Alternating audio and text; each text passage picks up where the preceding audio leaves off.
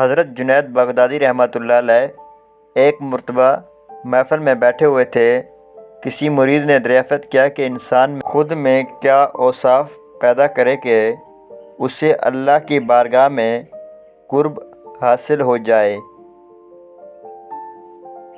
آپ نے فرمایا، 8 اوصاف رکھنے والا شخص اللہ کی بارگاہ میں قرب حاصل کر سکتا ہے۔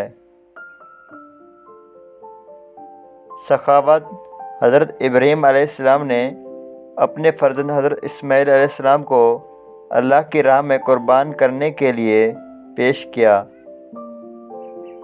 صبر: حضرت ایوب کی طرف سے آپ نے انتہائی مصائب پر صبر فرمایا اور اللہ کی جانب سے آزمائش پر ثابت قدم رہے۔